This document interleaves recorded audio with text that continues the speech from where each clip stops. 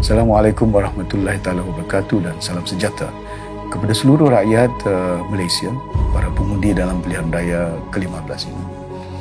Saya sedar dan tahu banyak persoalan yang ditimbulkan tentang bagaimana saya keluar daripada Barisan Nasional dan juga saya keluar daripada Pakatan Harapan.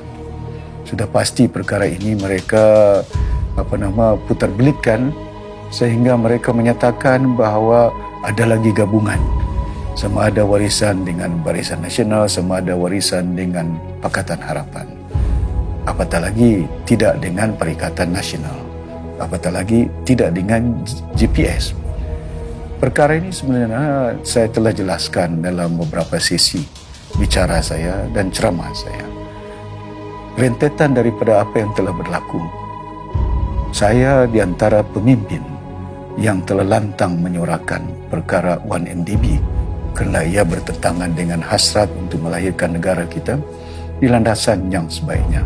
Maka dari itu saya keluar daripada Barisan Nasional dan ada lagi perkara-perkara yang menyebabkan berlakunya sehingga saya menumbangkan Barisan Nasional dan UMNO itu di bumi Sabah ini.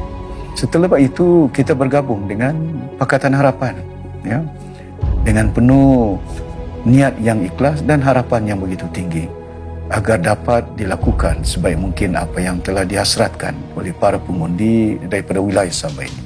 Saya harap sungguh mereka cukup jelas dan maklum tentang perkara ini. Apa sebabnya kita keluar daripada Pakatan Harapan? Budaya dan nilai-nilai yang telah berlaku dalam Barisan Nasional masih lagi diamalkan dalam Pakatan Harapan, ya, di mana mereka memberi keutamaan kepada kepentingan kumpulan mereka, kepentingan niat mereka nak mendapat jawatan, sama ada Perdana Menteri, sama ada Timbalan Perdana Menteri, sama ada jawatan-jawatan menteri pun menjadi satu pertelingkahan.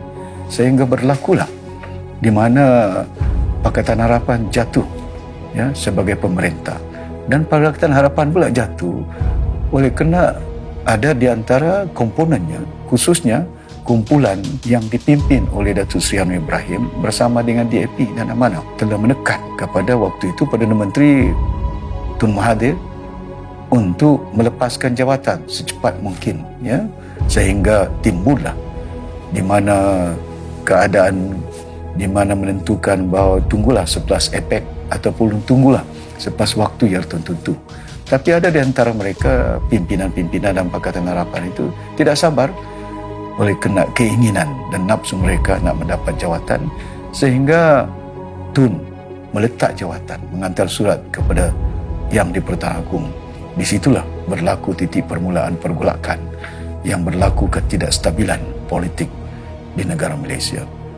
Dan perkara yang lain di mana saya melihat kita menyertai Pakatan Harapan plus warisan dengan niat kena kita dijanjikan berbagai perkara, termasuklah Perjanjian 63 tentang royalti minyak 20%, Perjanjian 63 tentang Continental Shelf dan juga 40% cukai yang harus dikembalikan kepada wilayah Sabah dan Sarawak. Malangnya perkara ini telah tidak ditunaikan, yang telah ditimbulkan oleh pimpinan Pakatan Harapan, khususnya Menteri Kewangan dan pimpinan atas mereka menyatakan bahawa kewangan tidak mencukupi.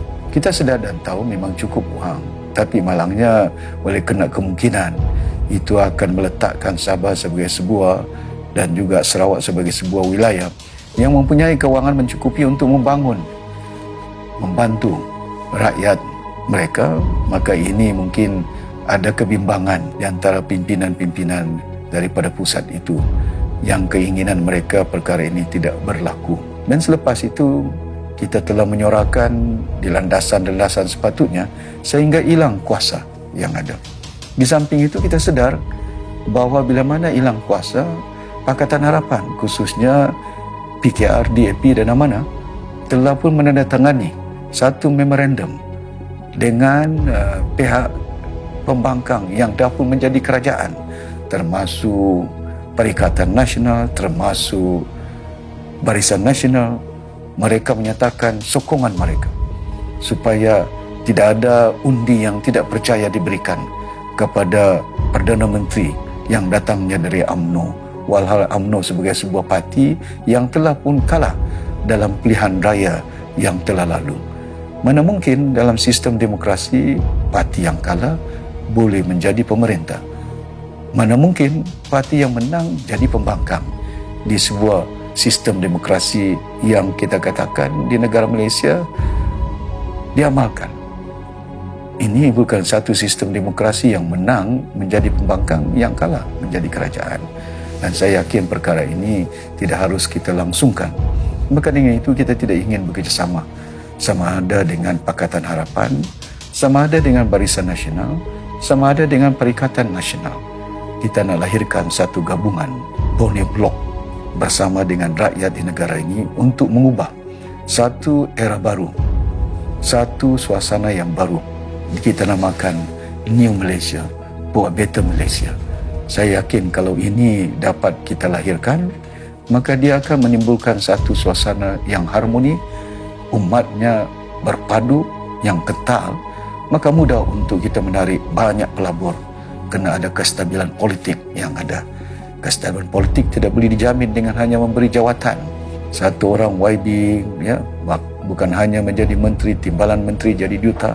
Tapi saya yakin kalau sekiranya kita melakukan sesuatu perkara yang jauh lebih besar, bukan untuk kepentingan individu, tapi kepentingan umum rakyat Malaysia, seperti menunaikan Perjanjian 63, dan di samping itu kita yakin bahawa kerjasama itu akan dapat kita mantapkan lagi. Terima kasih banyak. Undilah Parti Barisan.